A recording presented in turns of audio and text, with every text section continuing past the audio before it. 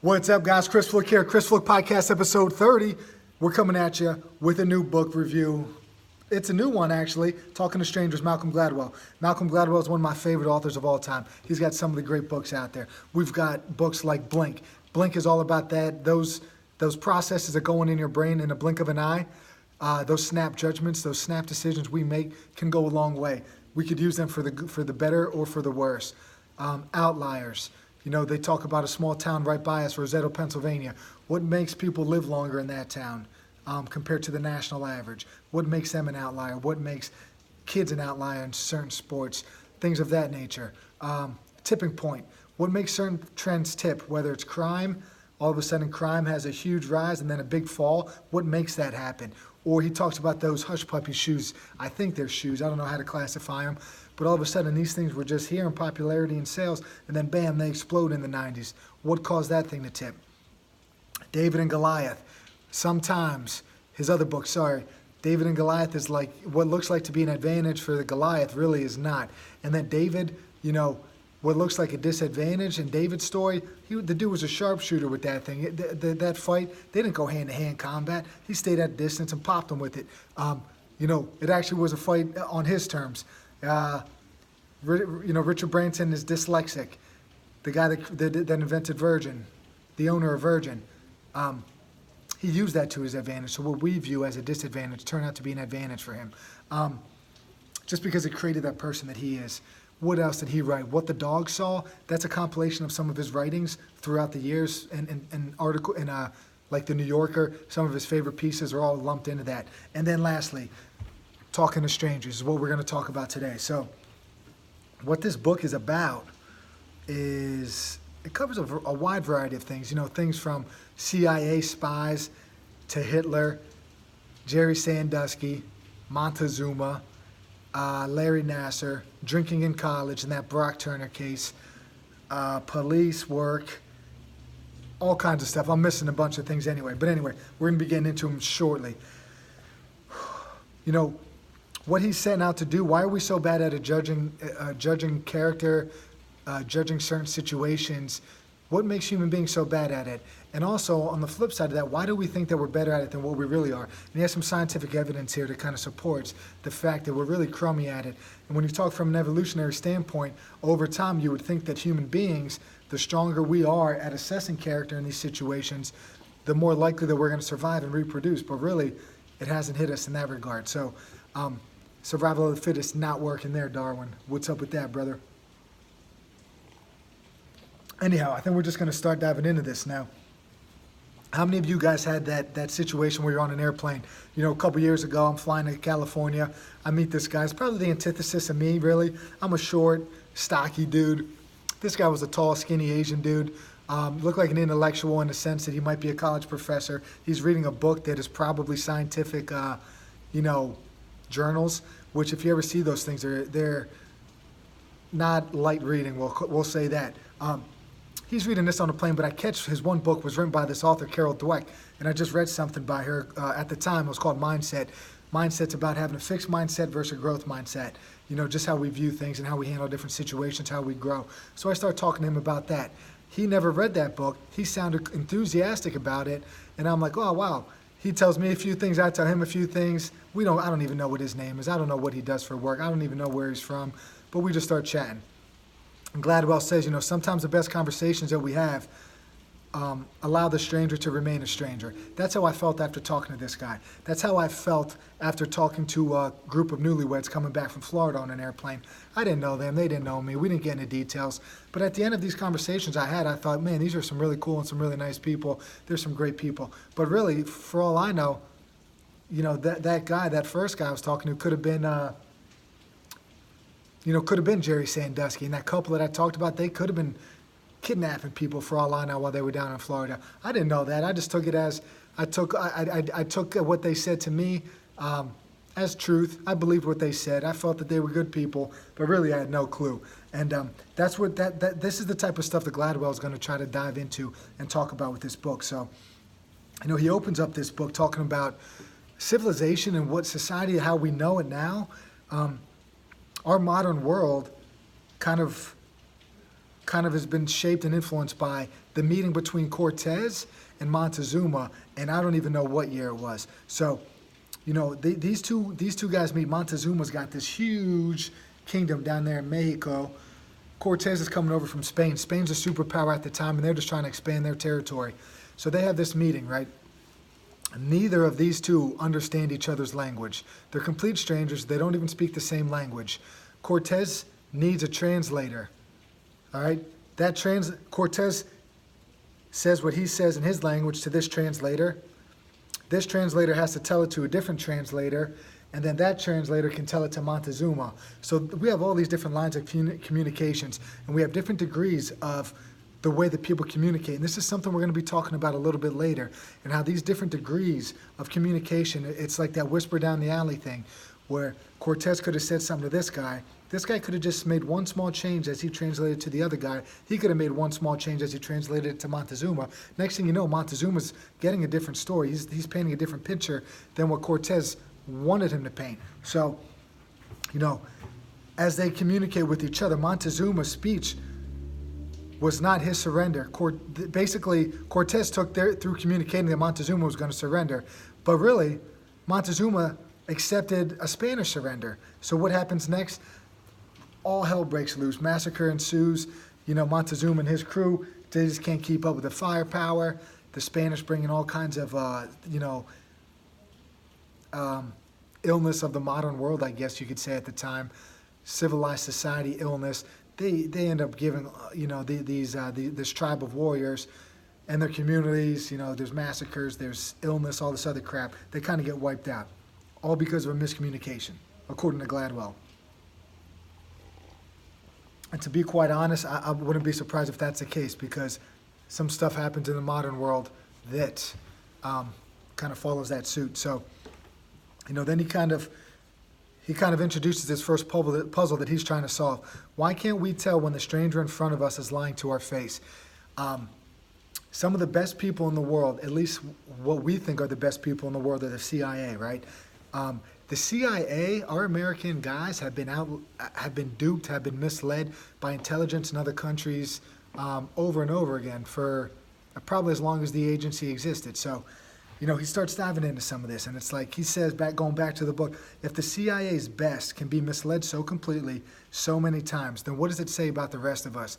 If these guys, these women trained their entire lives not to be misled, to find a liar, to read people's facial expressions, all this other stuff, if that's what their training is, and they're terrible at it, what does it say about me, good old Chris Fluck from Pennsylvania?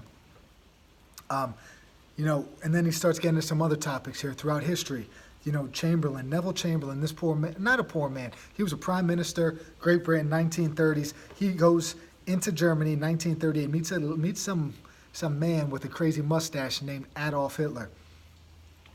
People are like, what the heck are you doing? This guy's a madman, yada, yada, yada. Chamberlain's like, I'm going to go meet with him. He was asked to assess the character of a stranger, right? And remember how good we are at that. Chamberlain goes over there, meets the man. I don't want to say Hitler charmed him, but he might have charmed him a little bit. He might have manipulated the situation. You know, Hitler was like what we talked about in the Brave New World podcast, a previous podcast. This man was able to motivate and influence people to do just about anything he wanted to, and he was smart with the way that he did it. He just decided to be evil, which is unfortunate, and it's terrible. But when he met Chamberlain came back and he said, I quote, "In spite of the hardness and ruthlessness I thought I saw in his face, I got the impression that here was a man who could be relied upon when he had given his word." Chamberlain met this man. He overlooked some of those things. He saw stuff in his eyes that he wasn't so sure about, but yet he overlooked it because that guy, Adolf Hitler, gave him his word. Again, he was asked to assess the character, and he kind of failed, and it led England, or great, whatever you want to call it, into terrible, terrible situation down the road. So now the second puzzle, you know, remember now Gladwell's first puzzle, why can't we tell when the stranger in front of us is lying to our face? Second puzzle he wants to, how is it that meeting a stranger can sometimes make us worse at making sense of that person than not meeting them? So from the outside looking in, Neville Chamberlain could have been like, man, this Hitler guy, I do not like what he's up to. But he decided he wanted to meet him. And really, him meeting him totally set him back and knocked him back into a territory where he started trusting this guy. Big time mistake. And I totally get it in the sense, we're going to see it a little bit later on this talk where it's like you give sometimes you give people the benefit of the doubt after you meet them, and really all that does is just come back to bite you in the rear end. So going back to the book, the illusion of asymmetric insight. We think we can easily see into the hearts of others based on the flimsiest of clues. We jump at the chance to judge strangers. We would never do that to ourselves. If I could convince you of one thing in this book, let it be this: strangers are not easy. I was going to do this because I do that to my daughter. No, no, no. I was just about to do that on camera. Strangers are not easy, all right? Asymmetric insight. We think we're good, but we actually stink at it, all right? Now, Gladwell asked a question. Why are we so bad at detecting lies? Psychology tries to take a stab at this, right? It's one of the biggest puzzles in human psychology. Why are we so bad at this? Evolution, like we said before, should have favored people with the ability to pick up the subtle signs of deception, but it has not. Tim Levine, I believe is his name, came out with this theory, I guess, the truth default theory. We have a default to truth. Our operating assumption is that the people we are dealing with are honest. So when you meet that person on the plane and he's telling you this, that, and the other thing, you take him at his word, because why would he lie to me? We default to truth. Same with that couple that I met. She was telling me how great it was. For all I know, that guy could have been terrible for her and forced her into marriage, and I didn't know that. She told me it was all good. She was happy. She was smiling. I believed her. What do I know? The issue is we default to truth. So getting into this now, we are going to take a small little sidetrack here because I want to talk about something that involves human nature. There was a study, Milgram did this in I'm going to say the 60s or 70s, right? So basically what the study was, they went in, I'm trying to find the best way to describe this. So basically what they did was they had a guy behind, I think he was behind a glass window, right? And he had electric shocks attached to him, electric nodes, say. And if the people were in control of the shock and the dose, what they were given, and at certain points, if you got something wrong, I think they would blast them, right? And the person that was running the experiment was encouraging them to do this. And at the end of it, these people were feeling terrible, but yet they found themselves continuing to do what they knew was going to be a bad thing. So what he found was, in the wake of, a decade or two after the Second World War, and these things like Nuremberg trials going on here, where these Nazi guards, these German guards were saying they were doing what they were told to, yada, yada, yada. This Milgram experiment showed that us as humans, we are capable of doing this awful things, especially if we're getting nudged to do it in that certain direction. So, the result of his study, 65% ended up administering the maximum dose to the hapless learner. The guy would come out afterwards, he would be like soaked in sweat, and he would thank the people like, oh, thank you so much for stopping and not doing it anymore. So if that person did have doubt that the experiment was legitimate, they start doubting, this can't be true. Why am I doing this from behind the glass? Why is the test person with me here? Why isn't he asking him questions over there? Why am I hearing this weird audio of this guy screaming and yelling? If he had those doubts, but then the guy would come in and just say, thank you so much, then they're like, oh, I guess it was true, It would just be putting more information in their head that was really making it cloudy. And it was, again, they had that meeting with that person. They saw him face to face, and they were like, geez, I guess it was true. But, when we talk about this, just touch on the Nazi guard things. And when I read this initially, I thought about this massacre that happened in Vietnam. And I remember listening to this on the Jocko podcast, and then hearing a guy like Daniele Bolele talk about it, and some other guys. Bolele. He's got a hell of an accent, too. You should hear this Italian man speak. But anyhow, My Lai Massacre, Vietnam, right? So just to give you guys a quick little rundown on what happened here. So this American force is over in Vietnam, obviously. So it's in March 1968. U.S. soldiers on the ground, their morale was dwindling. They were getting, not volunteers, they were getting draftees in there. They were kind of fast-tracking people up the chain of command to the sense of, like, if they didn't have proper training, they were still getting fast-tracked up. And what happened here is that I think that this man in charge of this Charlie company, his name was William Calley. I don't think he was, I don't think he should have been in the position of power that he was in. So anyhow, here's the story. So, Army commanders had advised the soldiers of Charlie Company that all who were found in the area would be considered VC or active VC sympathizers and order them to destroy the village. So the initial, like I was talking about the varying degrees of communication with Montezuma and Cortez, it's like the first message started like, hey, there's suspected Viet Cong in this village. And then as that got told to the next person, hey, there's a good percentage of Viet Cong here. We're thinking over half the villages. Then it became 80% of the villages suspected Viet Cong. By the time it got to where it got, it was like, hey, this is 100% Viet Cong. We must go in there and we must destroy the village. When they arrived, the soldiers, led by William Calley, found no Viet Cong. Instead, they came across a quiet village of primarily women, children, and older men preparing for breakfast. I'm getting this stuff from history.com, by the way. The villagers were rounded up into groups as the soldiers inspected their huts. Despite finding only a few weapons, Calley ordered his men to begin shooting the villagers. Some soldiers balked at Calley's command, but within seconds the massacre had begun, and Calley himself shooting many men, women, and children. So basically what we have going on here is a command was given, almost like that experiment that Milgram did. Command was given to basically do a task. Even if some of these people didn't believe that they should be doing it, they still did it anyway. And why did it come to that?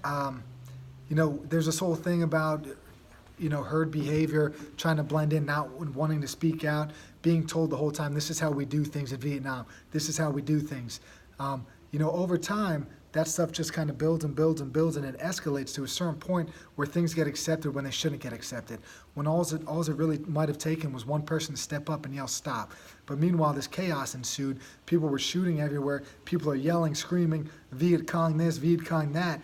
People have this heightened sense, they're aroused, and it's like they're not acting rationally, they're not thinking rationally. Back to the history.com stuff. Mothers who were shielding their children were shot. When their children tried to run away, they were slaughtered. Huts were set on fire. People that tried to escape were gunned down. They ended up finding three captured weapons in the whole village. In addition to killing unarmed men, women, and children, the soldiers slaughtered countless livestock, raped an unknown number of women, and burned the village to the ground.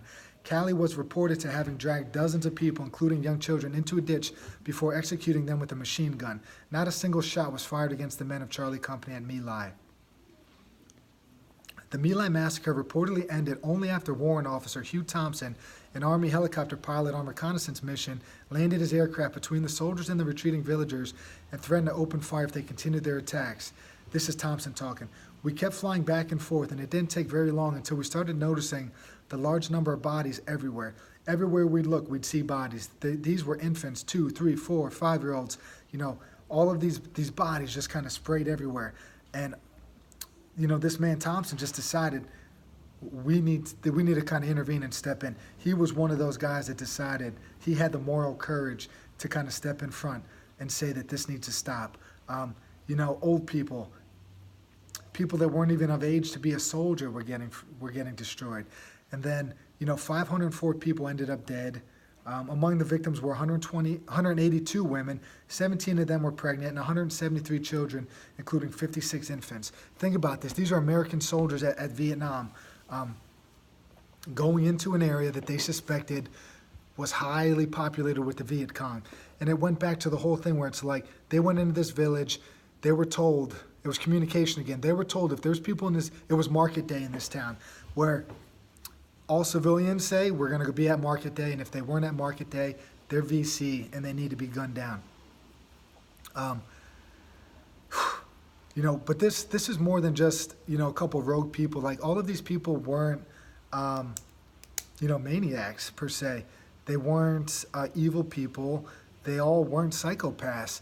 The environment, their situation they were put in, getting that command from up above, led them to do these awful, terrible things.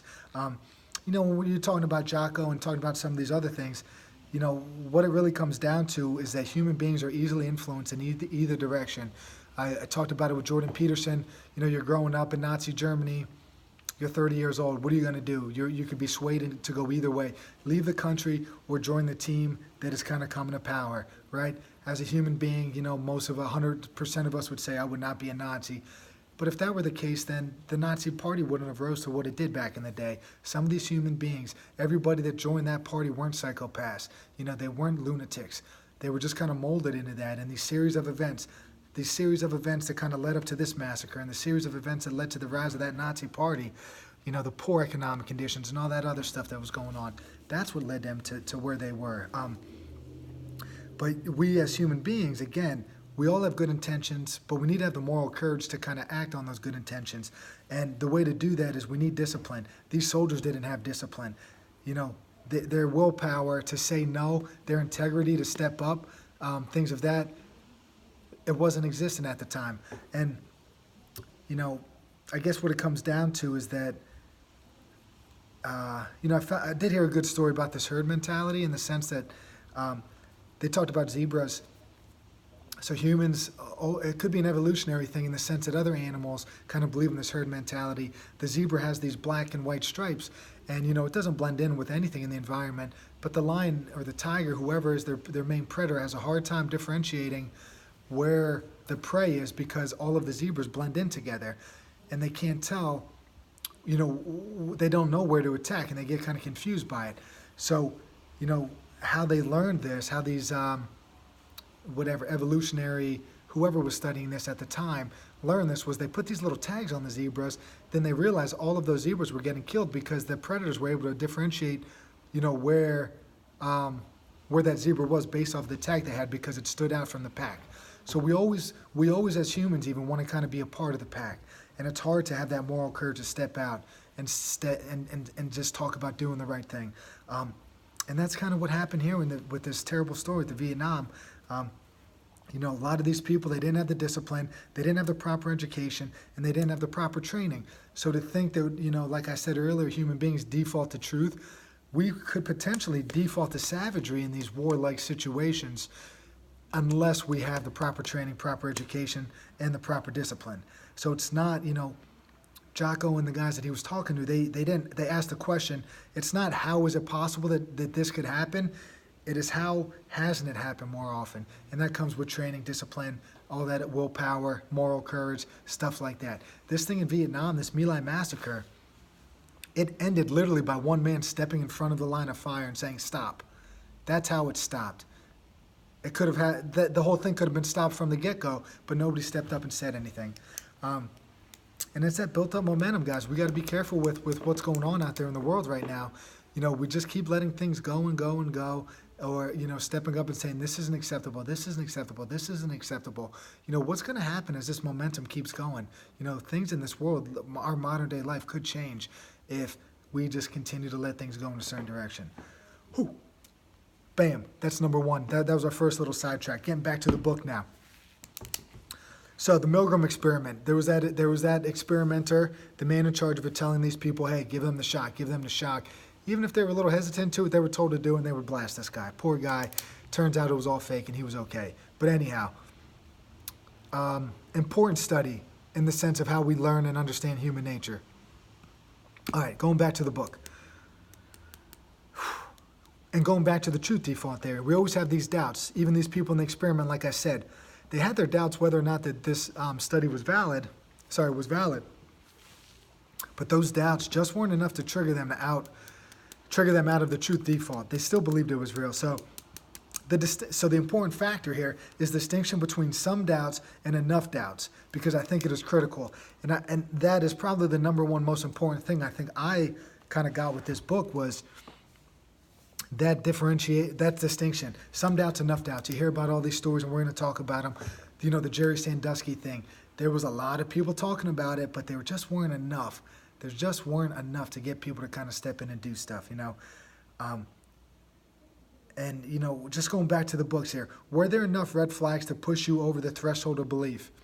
So with that Milgram study, were there enough doubts to push you over that belief? If there weren't, then defaulting to truth, you're only being human. So to think yourself that you were duped, that you were stupid, yada, yada, yada, you weren't. You were just being a human being. And us as we as humans are not great at detecting things. All right. And think about this stuff in everyday life. You hear these stories, you feel like these times that you were duped. Just remember, every human being does it. I rationalize things all the time away, and luckily it hasn't come back to bite me in the butt too bad yet. And I hope it never does, but who knows. Anyway, reading stuff like this is trying to prevent that. How about that? So, now we're going in with this Enron situation. Not Enron, sorry. Bernie Madoff, the big-time scammer. This guy was incredible at telling stories and telling lies. There's a good documentary on Netflix. I don't know if it still is. I watched it about 2 years ago about Harry Markopolis, who brought down the guys. Now, this guy, man, he was an old... I think he was just in the reserves, military reserves. He believes that math was always the answer. So, getting back to this is a quote from Markopolis. For me, math is true.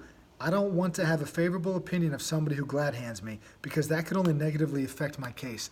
So like I mentioned earlier with that one quote, and how we think we can easily see into the hearts of others based on the flimsiest of clues.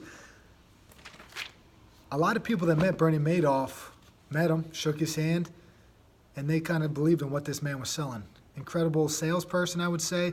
Great manipulator, Ponzi artist off the top, one of the best out there probably, in recent memory anyway. Markopolis, he does not want to meet these individuals. He wants to look at the numbers. He wants to look at the hard data. He wants to look at stuff and realize these returns that these people are getting, it doesn't make sense to me. And then for them to get them over and over and over again, he just didn't understand, and he didn't believe that it was true. I think he was on he was on Madoff for like 7, 8 years, maybe 10 years before the FCC actually allowed him to go in there. Sorry, the SEC actually went in there and take them down. It's kind of crazy that it took that long, but he just kept pushing, and it just shows what kind of person he is. He's just kind of a special person in the sense that, he was kind of this guy that believes in mathematics. There's this, and back to the book, in Russian folklore, there's an archetype called the holy fool. This man's a social misfit. He's eccentric. He's off-putting, sometimes crazy, who nonetheless has access to the truth. And Gladwell kind of compares Markopolis to that guy. This man liked to do his numbers by hard data. He stayed true to his military training in the sense that he thought people were going to be coming after him if he brought Madoff down. Kind of locked himself into a closet. He understood. He wasn't the most socially accepting of things. He kind of always questioned things. So in that regard, if everybody was always questioning things, our conversations would be pretty crappy. I meet this guy on the plane and he tells me one thing and I just kind of doubt what he's telling me. I'm like, yeah, really? I don't know about that, dude. And then that guy is doubting things that I say. That conversation is not going to be as pleasant as if that conversation won't be as pleasant when compared to defaulting to truth, when just assuming that person is telling you the truth and the right stuff. So most people, 9 out of 10 people, maybe a little bit more, we just kind of default to truth and we're like, oh, that's cool. Why would that person lie to me? Whatever. Whereas Harry Markopolis was like, nah, not so fast, my friend. Maybe a skeptic by nature. He wanted proof before he accepted things. So anyway, like I'm saying here, the consequence of not defaulting to truth. If you don't begin in a state of trust, you can't have meaningful social encounters. So this man being eccentric a little bit, socially off-putting is how they worded it. It was because his social encounters were naturally skeptical. So it was hard for him to build relationships. But anyway, the man was a smart man, and he was able to bring down one of the biggest scam artists ever, even if it took him a long period of time. So going back to that stuff and this defaulting to truth situation, Gladwell starts talking about the Michigan State gymnastic case, Larry Nassar. Some of this stuff that he talks about is pretty crazy, and these are topics that I don't think people really want to talk about. So hopefully I don't really... I'm just going to reiterate what I'm reading in this book and then throw my 2 cents in the matter. But just keep in mind, I am no pro, and I don't even know all the details about this story. All I know is what I read in this book. So, what I read in this book and what I saw in the news anyway. So, if you don't know the story, Larry Nassar, Michigan State gymnastic doctor, I mean, he was definitely a physician. He was an Olympic, I believe he was the Olympic doctor for a certain period of time. I don't know if he currently was at the time of the scandal. Access to young girls primarily, and a lot of them for decades. Was the go-to guy. He was the Olympic team doctor, I believe, and if you're the Olympic team doctor, you're probably top of the food chain in that sense. And so his whole thing was, injuries in the pelvic region, right? Pelvic floor examinations. These young girls, they would have their parents in the room with them, and he would be giving them examinations and doing things to them with the parents in the room. And it's like, this guy built trust with the parents. The parents were in the room. Yeah, this can't be going on. My daughter said, he did something to her. It was behind a screen, but in the same room as the parents. So this guy's performing tasks on these women, touching these little girls in ways that he shouldn't have, these young girls.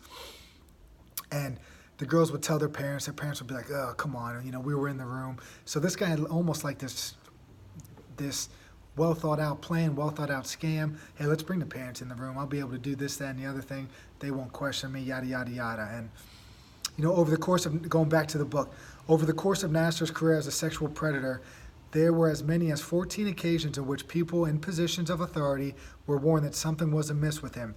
Parents, coaches, officials. So 14 cases, and this goes back to that one thing that I said, the distinction between some doubts and enough doubts. Some and enough. They had 14 instances, man, and this guy could have been stopped, but yet it just wasn't enough. And I think it took somebody finding, I don't want to say hundreds of thousands, but thousands and thousands of pictures on his computer of inappropriate things. That was the tipping point, to cite another one of Gladwell's books, that led people to kind of put an end to this and get this guy on trial and arrested and all that stuff.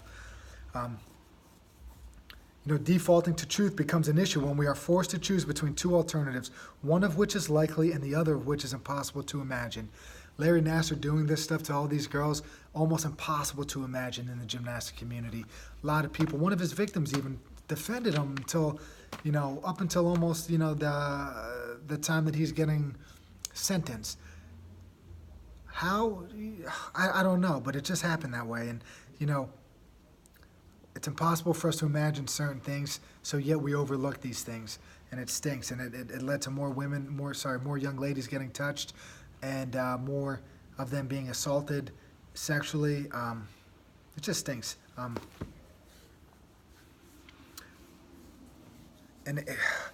All these parents, all these coaches, it was like, my daughter needs to come back from this injury. They believed in this doctor. So going to the book here, I believed in you always until I couldn't anymore. That was a quote. Isn't that an almost perfect statement of default to truth? You believe in somebody, you believe in something until you can't anymore, until there's enough evidence to take you in the other direction. And then from there, he starts talking about the Jerry Sandusky Penn State scandal. Living in Pennsylvania, I get all kinds of crazy opinions on the matter, because there's so many damn Penn State fans around here, and I would just get so pissed off that they weren't supporting Sandusky by any means, but they would be like, the NCAA is screwing Penn State and yada, yada, yada, and, whatever. So going back to the book, there were always doubts about Sandusky, but how do you get to enough doubts? How do you get to enough doubts?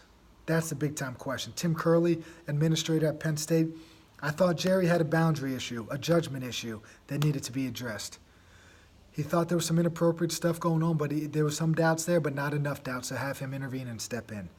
And the problem is if we don't have this default to truth with coaches and administrators and things of that nature, then going to the book. If every coach is assumed to be a pedophile, then no parent would let their child leave the house, and no sane person would ever volunteer to be a coach. I thought about, certain things that when I was coaching, I coached for 10 years, and it's like, just got to the point where it's like, I'm not giving a kid a ride home ever. I don't want to be in the same room with just one kid. Coaching females and stuff like that, it's like, you have to be careful. You want to leave a door open. You want their parents to stick around, because who knows, one, you could be accused of something, right? In this in this current state, Jerry Sandusky becomes a big thing, might put some thoughts in somebody's head. And it's like, it's best to kind of keep yourself clean and stay out of any kind of crappy situation where a false story can be created. So what do? You don't give kids rides home anymore. If their if somebody's coming to pick them up, you wait, but you wait in your car, say, or you wait somewhere else, or you wait in a spot where people could see you. You don't wait in the locker room with the person. Just things like that, because it's a scary, scary environment. And the more these stories come out, the more potential doubts that can be implanted into a parent's mind and might not even want their kid to get involved in stuff anymore because of it. So going back to the book, in those rare instances where trust ends in betrayal, those victimized by default to trust deserve our sympathy, not our censure, not our negativity. So to say that Tim Curley and some of these other Penn State administrators, to villainize them and throw them in jail for defaulting to truth might not be the best thing. I don't know the full details. Maybe they did deserve to go to jail, but if they were just some individuals that defaulted to truth, do they deserve to go to prison just because they're acting like every other human being does? I don't know. These coaches and these other parents that are involved and these other administrators, to blame them for things when they were betrayed, it's not fair and it's not right. They were betrayed, remember. They don't need to be treated in a way. They don't need to be called dumb, foolish, stupid, just because they did what human beings do and they defaulted to truth. So those two things were crazy in the sports world, just to see a doctor that was around so many athletes, and then Jerry Sandusky, who started a foundation just to giving kids second chances, right? Kids from disadvantaged backgrounds, things of that nature.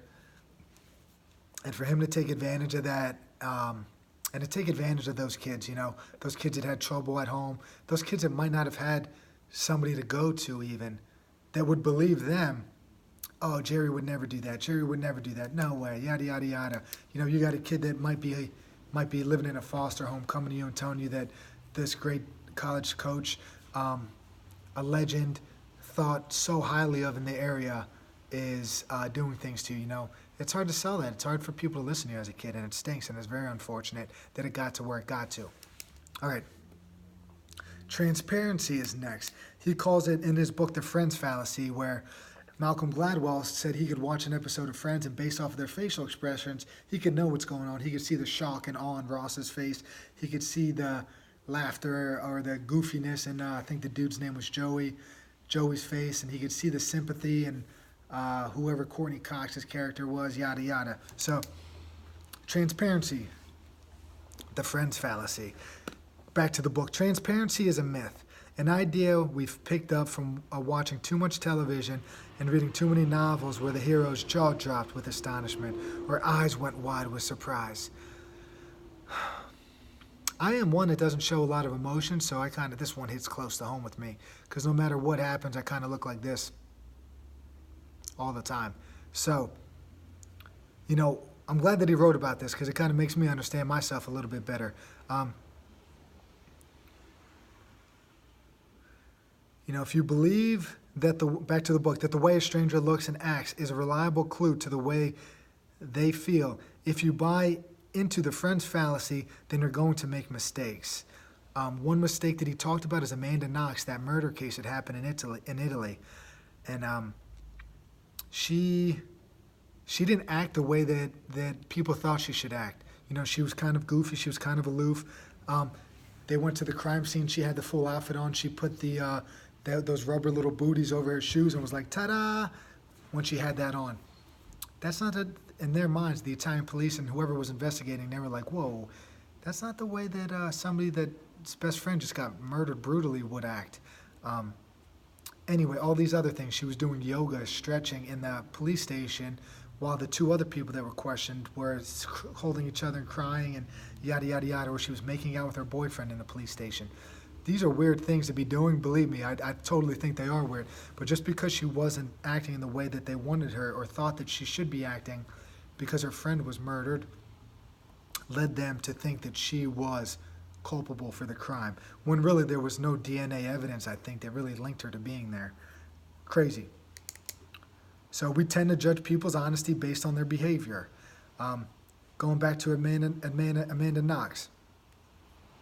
She acted like our stereotype of how a liar acts, and she also happens to be lying. That's why we... Oh, sorry. This is not about Amanda Knox. This is just going back to the book. Sorry. No, she acts like our stereotype of how a liar acts, and she also happens to be lying. That's why we all get her right. When a liar acts like an honest person, though, or when an honest person acts like a liar, we're flummoxed. So this was a quote kind of in reference to that, where she was an honest person, but in their mind, she was acting like a liar. And that's not cool. That wasn't cool to them. So, you know, when we go, I think everybody's reaction to something horrible is different, is what Amanda Knox said. And that was kind of her defense for it the whole time. But when you watch some of this stuff, I watched a thing on Netflix about her too, and it's like, she looks in the camera, she's stone cold, emotions, no emotion in her face. It's like, whew, maybe she did do it. You know, you start thinking about it just based off of how she looks. I thought so anyway, so fallen victim to that as well. Back to the book. For many of us, a warm and enthusiastic handshake does mean that we feel warm and enthusiastic about the person we're meeting. But not Hitler. He's the dishonest person who acts honest. So going to Neville Chamberlain again, you know, going back to that, how people are acting differently than what their true intentions are. And I always hate that stuff too, when you meet that person and they're like giving you that big handshake and a smile, and you're just not buying them, man. You're just like, this guy's a BSer, man. And you know from the get-go, and you hear him out and yada, yada, yada, but you got those thoughts in your mind. But he plays the part, man. He's playing the game. He's doing what you're supposed to do, what you're taught to do, and all that other stuff. And, man, it really bothers me. And some people are good at it, and that's how some people make millions of dollars probably in sales. Sorry, that's how Bernie Madoff could do what he did, is because they're playing the game and they know how to kind of take advantage and do the right things and look good and all that other crap. You know, they dress the part, they act in a certain way. That friend's fallacy working against us, man.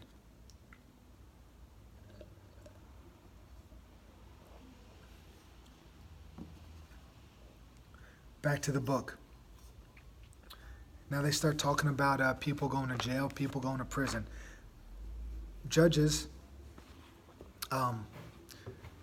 meet, say somebody's supposed to go to trial, they jump bail, say they weren't able to make it to court one day. Let's go with that example. They're not able to make it to court. Statistically, you look at the numbers here, let's just say a certain percentage of those people end up going back to jail. So that person says, hey, my daughter was sick. I just couldn't leave her. I wasn't able to go to court. I'm sorry. That's what that person says, and they sell it in a certain way that the judge believes them. Because remember, CIA agents get duped at a high percentage. Judges are going to get duped as well. So the judge buys the story, lets them out. That person commits another crime while they're out, right? There's a decently high percentage that says, let's just say it was like 50%, 50-50 split. Whereas if they went to this computer system and they just played it by the book, say, without taking that person's story into account, they kept, the crime down in 60% of the cases. I don't remember the numbers, but I know that they were in the 50s. And it was a 4 to 6% difference between the judge meeting and then just using a computer. So it's taking the human element out of it, actually made better decisions and was more successful. So, are we sending perfectly harmless people to prison while they await trial simply because they don't look right? So the inverse is also true, in the sense that, just because the person doesn't look honest or the person doesn't act honest, that judge might not buy their story as much. So we're going to put them in jail, even though they shouldn't be. So anyway, just an interesting point there. I brought this up to a local judge, by the way. She was like, you can't do that. She needs to see the person in her mind. And I'm sure most other judges in the area, not in the area, in the country, feel the same way. They want to see that person. They want to take all factors into account before deciding whether or not that person's going to stay in jail until their trial or not. So anyhow, going back to the book. And this is where we're getting into some scary, scary, scary stuff, especially now, because I got a little girl myself at home who one day will be going off to college. So 1 in 5 American female college students say that they have been the victim of sexual assault. How can we expect students to respect boundaries when no consensus exists as to what they are? This is still from the book. Many of those who study alcohol no longer consider it an agent of disinhibition. They think of it as an agent of myopia. And myopia is a state of short-sightedness in which superficially understood immediate aspects of experience have a disproportionate influence on behavior and control. So, short-sightedness is a big thing about this myopia, right? Drinking puts you at the mercy of your environment. So when you think about these college environments, basically Gladwell gives the example: if you're sitting at a bar by yourself and you're depressed, sitting by yourself is going to make you more depressed. If you are at a college party and you're drunk and everybody else is drunk and everybody is dancing in a sexual manner, that environment leads to more sexual assault than, say, a tribal community that he talks about in this book, where everybody passes this liquor around. It's 180 proof. They get hammered off it. Some people pass out. Some people are throwing up. They wake up. They continue to drink again. There's sexual assault is not going on in that community because that environment is different. It's controlled. There's rules. There's boundaries. There's limitations. It's not the wild, wild west, all right? They have rules. They follow those rules. They pass alcohol in a circle. If you pass out, you're getting skipped. That's the game. I'm not advising that either. That sounds like a crazy party. But that was just the way this one hunter-gatherer culture did back in the day when it was studied in the 70s, when an American couple went over there and lived with them for a little bit. So environment does play a role. Just because you get hammered drunk doesn't mean you're going to commit sexual assault on somebody to the certain level that to the certain high percentages that you see on these college campuses. Adding alcohol to the process of understanding another's intentions makes a hard problem downright impossible.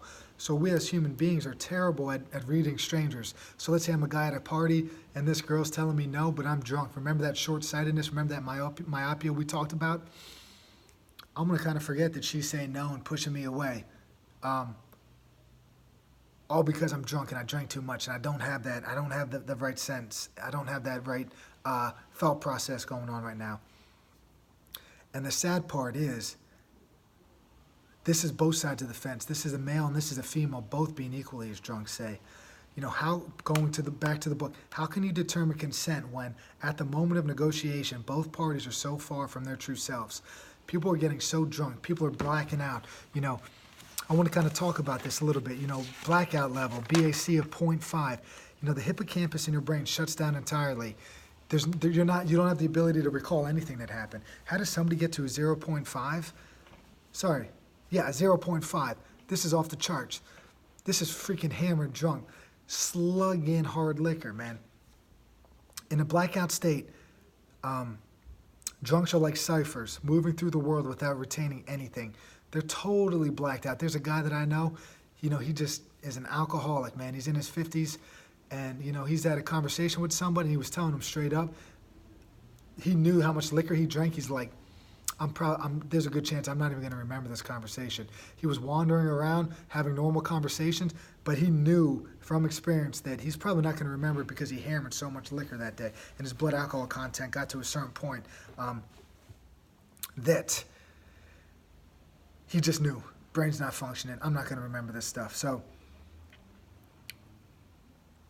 like I was kind of talking about earlier, people learn about drunkenness, what their societies import to them, and comporting themselves in consonance with these understandings. They become living confirmations of their society's teachings. Since societies, like individuals, get the sort of drunken compartment that they allow, they deserve what they get. Now, this was written in 1969. College campuses and these crimes that happen, they don't deserve to be happening to anybody, and that's not what that quote was saying. This was just saying, this was from that part where, that society that he went to go study, you kind of get what you allow. And if there's boundaries aren't set, and if there's not strict restrictions, terrible things might continue to happen. And I just want to kind of go to these two articles as we talk about this stuff. And we talk about environment and all this other stuff. There's a New York Times article that I got from this book. It was written by Ashton Carrick, 2016, Drinking the Blackout. And this is going from this article.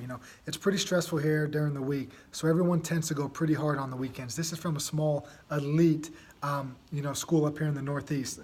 They're so competitive to get into, and they remain competitive while they get there. Kids are stressed out. It never feels like enough. The person sitting next to you in class is always doing more and doing better.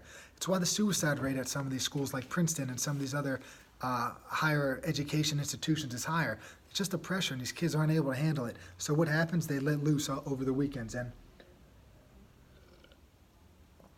they spend their entire high school career trying to stack their resume. And like I was talking about earlier, playing the game. They're doing all of these things, and they might not be meaningful, but they know, hey, I need to do this to get into college. And then in college, hey, I need to do X, Y, Z just to make myself look good. And they saw their success in school, whether or not they got into these schools, as a reflection of this is coming from a quote from a kid. I saw it as a reflection of if I would succeed at life. There was two high school girls in here. One is a junior. The other's a senior. The senior was like, man, I can't believe she's going on vacation for a few days during the school year. And I'm like, yeah, I guess. She's like, she's going to get behind in work. And I'm like, yeah, but it's not that big of a deal, really. She's a junior in high school. She'll make the work up. In 10 years, nobody's going to care about it. Like, that was kind of my thought, but I didn't want to say that because you don't want kids skipping school. But really, in the grand scheme of things, she's gonna get caught up. If she wants to go down to the beach for 3 days with her family, go do it. Enjoy it. Come back, get caught up, do your thing. Had another kid in here totally upset because he didn't think that he was living up to his parents' expectations. And I'm like, Jesus, man, you're like 22 or 23. Like, can it really be that bad? Anyway, this is what's going on. This is what's going on in these schools and these colleges. There's a preoccupation with success, or at least what we've been told what success looks like. It's like, who the heck is coming up with this? I actually put the F word in there, but I decided not to use it. Who the F is telling these kids what success is? 57% of females in college feel anxious. 40% of males feel anxious. 33% of females seriously depressed. 27% males seriously depressed in colleges. These kids shouldn't be depressed. So what's going on, man? We got this culture where they let loose on the weekends.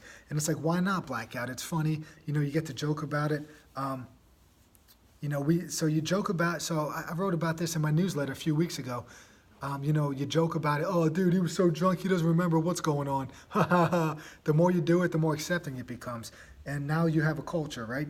And that's what's kind of going on at these schools, where it's been 10, 15, 20, 30 years of this blackout culture. There's just kind of created. And like I was talking about that My Lai massacre, things escalate and they become what they become if you allow it to become that without somebody stepping up and saying enough is enough. So the more that you do this blacking out stuff, the more you feel safe doing it, the more you feel safe drinking that much, until we become a victim. Or like in some of these cases, like what happened in that Stanford, rape case, both of those individuals were just so drunk and blacked out. Obviously, not everybody that gets blacked out commits sexual assault on a woman. I'm not saying that. But they just got so drunk, man, so blacked out. And they did that weekend after weekend after weekend. And then until it got to this point where this girl became a victim, this man did an act that he never should have done. Because of this culture's getting accepted, instead of saying, hey, man, don't drink so much. You don't know what the hell's going on. Or telling that girl, hey, you're losing sense of your faculties here. Let's get you home. Let's get you in a safe environment. Not outraging at a party, man. And it sucks. And it's just sad that it happens.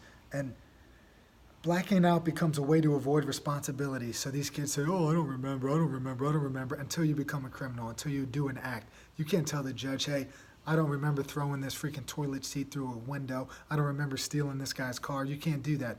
It's not acceptable. For a lot of these students, forgetting will always be the best option.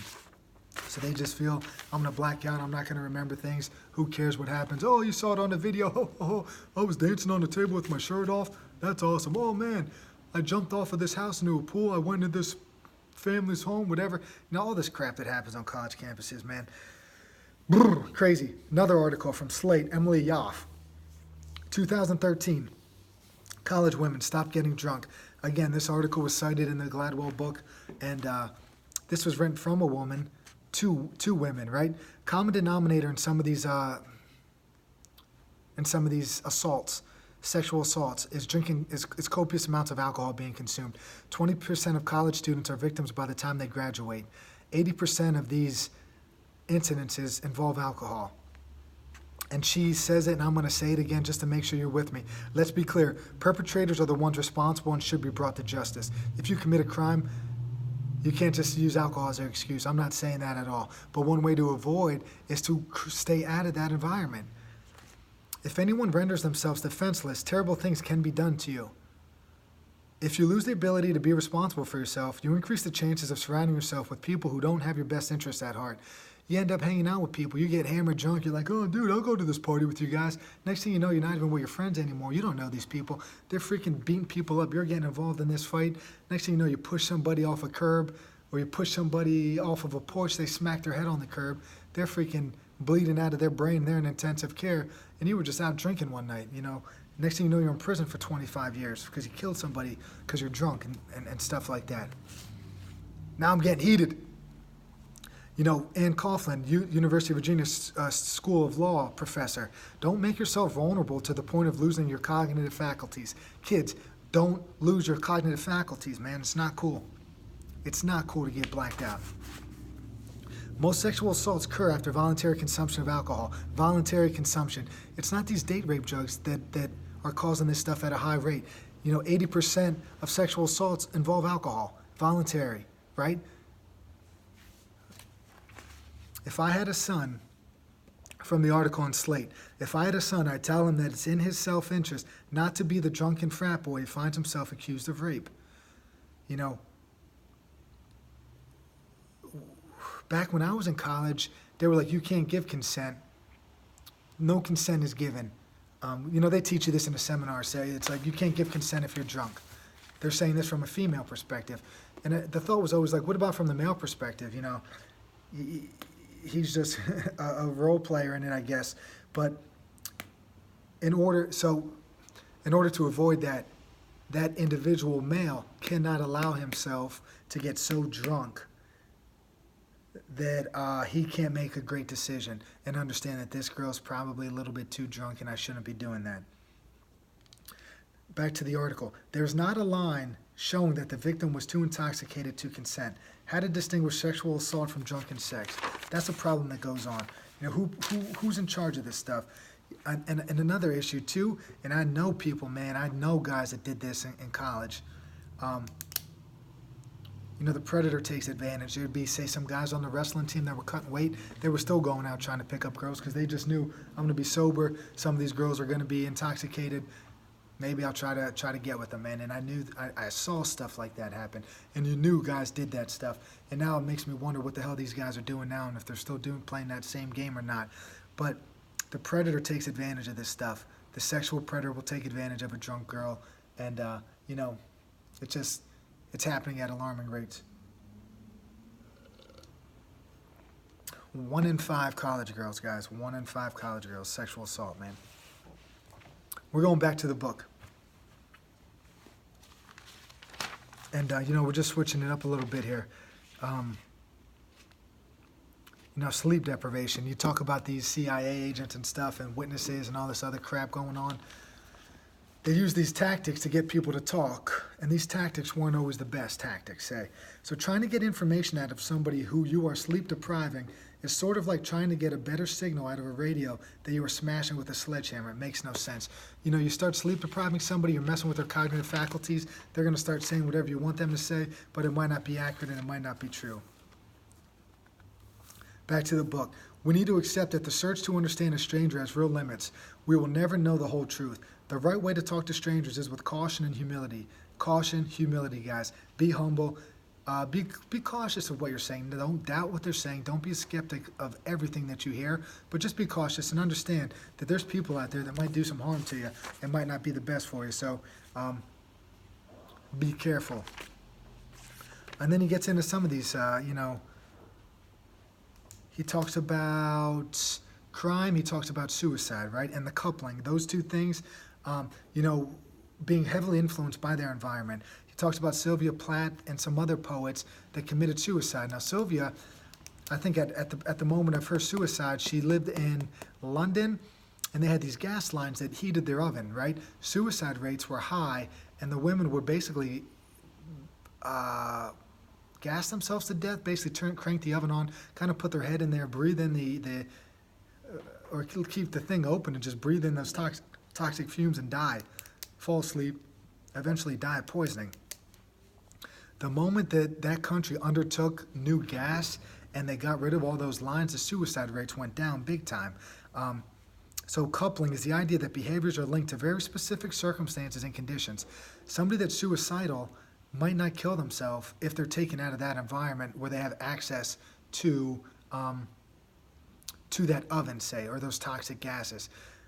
They're not just going to go and jump off a building next. They might just be out of the environment and just need some time, and eventually they get themselves over it. So if suicide is coupled, then it isn't simply the act of depressed people.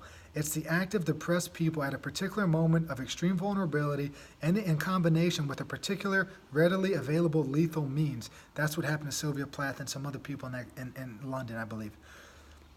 And he says here, he takes a little bit of an opinion on guns. Handguns are America's town gas. A very conservative estimate is that banning handguns would save 10,000 lives a year. I talked about it in the Leo Tolstoy book. He didn't want to go out in the forest with his rifle because he thought he might take his own life. He understood that there's coupling involved. He understood that being put in he wanted to avoid that situation where he was by himself in that environment. People jump off the Golden Gate Bridge. The people who want to jump off the Golden Gate Bridge at a given moment want to jump off the Golden Gate Bridge only at that given moment. He talks about if you put a protective barrier up, and apparently there's a documentary of it just filmed the Golden Gate Bridge for a year and people jumping. And it was like if they just had that one barrier there, it might prevent some people from jumping, a netting of some sort that would catch them. Problem number 3 that he talks about. All right, we talked about 1 and 2 already. We do not understand the importance of the context in which the stranger is operating. Like most other people, my studies were about people, I said. Maybe we ought to be more concerned with places. So now we start talking about crime concentration, right? Crime in every city was concentrated in a tiny number of street segments. We're getting into policing now. So coupling teaches us the opposite. Don't look at the stranger and jump to conclusions. Look at the stranger's world. Same with crime. Don't look at the crime as being the problem. Look at the world that the crime is taking place in.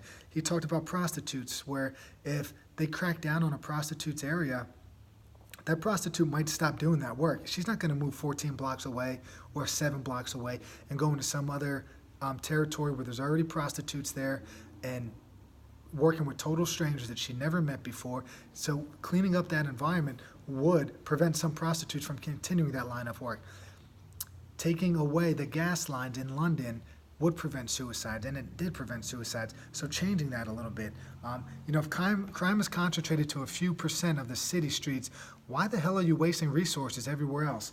So if most of the crime is taking place in these areas, why aren't you putting all the resources into those areas to clean it up?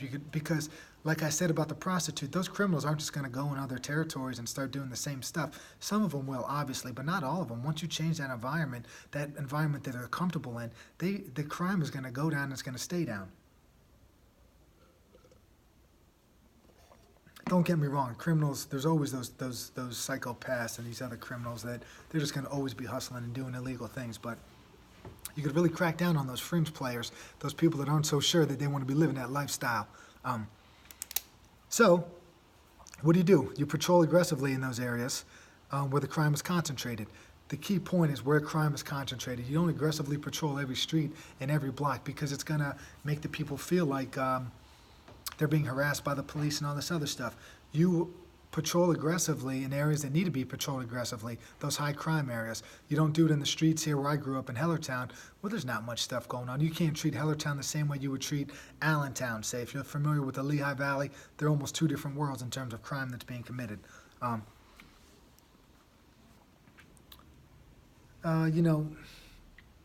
And sticking with this policing thing, there's this man that did a lot of studies, did a lot of research on it, and about the crime concentration. His last name was Sherman, and I just keep thinking about the man that was involved in the Civil War when I see that name, Sherman. Anyhow, I can't find his first name, but his whole thing was the Hippocratic Oath applies to police work, where first, do no harm.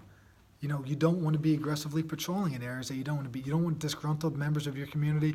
You don't want the community to feel like you're harassing them if it's totally unnecessary. It's being wasteful, and it's creating a poor environment. Sherman says this: we have to appreciate that everything police do in some ways intrudes on somebody's liberty.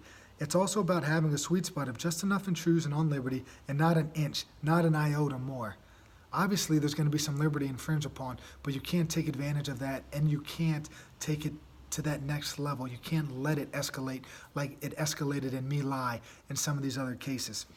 Sherman would never have aggressively looked for guns in a neighborhood that wasn't a war zone. You're going into a neighborhood with high crime and high shootings, man, you better treat it as a war zone, and you better be aggressive. But if you're not in that kind of community, you don't need to do it. You don't need to do it as aggressively, I'll say that, not completely. You know, Sherman again, we could start by no longer penalizing one another for that wasn't Sherman, Gladwell again, sorry. We could start by no longer penalizing one another for defaulting to truth. So how do we do? How do we make these changes? And these interactions too that these police are having. You know, we don't know how to talk to strangers.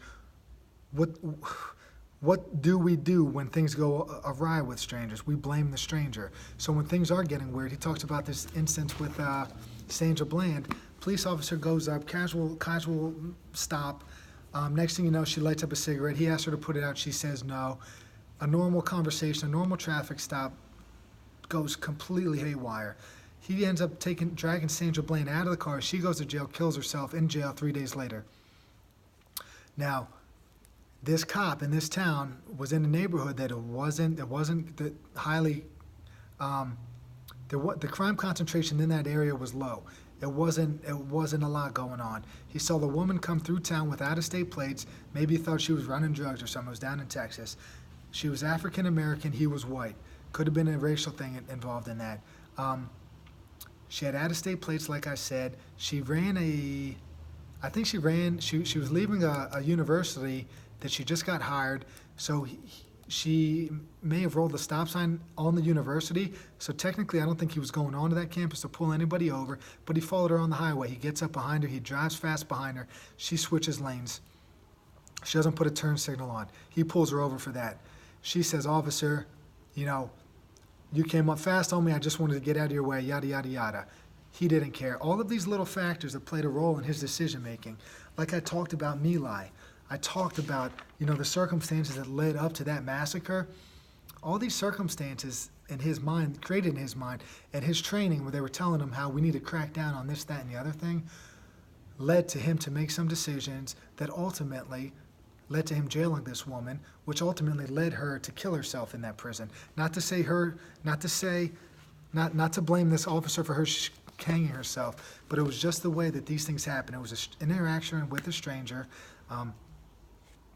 and it just ended terribly. It was like the worst possible situation that could have happened.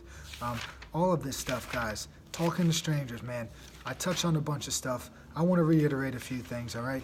Number one, Malcolm Gladwell, tremendous author. He set out to solve 3 puzzles with this book. Why can't we tell when a stranger in front of us is lying to our face? Puzzle 2, how is it that meeting a stranger can sometimes make us worse at making sense of that person making sense of that person than not meeting them? And puzzle 3, we do not understand the importance of the context in which the stranger is operating. So we're talking about 3 things. 1, we're terrible at lying. We default to truth. Be cautious with that and be humble. Number 2, the second puzzle, how is it that meeting a stranger can sometimes make us worse at making sense of that person than not meeting them? Remember everything that happened. Remember what your thoughts are about a certain situation. Sometimes you don't need to meet that individual to make a decision on it.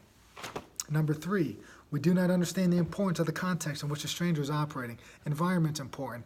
You know, people can get hammered, drunk, with a bunch of people in their little community in a circle, and violence, just fighting, violence against women, all that stuff could not happen. You plug that into a college campus where the laws and the rules, kids don't have parents anymore. There's no boundaries with certain things. Kids are going to do some things that they shouldn't be doing. That's where you're going to get yourself into trouble. So you got to remember the environment does matter, and the other areas like with the crime and stuff like that. Crime's concentrated. Same with the suicide stuff. Whatever environment, the environment always plays a role in your decisions. It's a tremendous book, guys. I got a ton of notes from it. Malcolm Gladwell is a great author. Read all of his books if you want. I would start at the first one and then just bang them all out. They're tremendous. He ties in 19 different things all into one theme. Guys, YouTube, Stitcher, Google Play, iTunes, we're out there. Chris Fluck Podcast, episode 30. Hope you guys enjoyed it. You have some questions. If you have a book recommendation, hit me up. I love them all. Peace, everybody.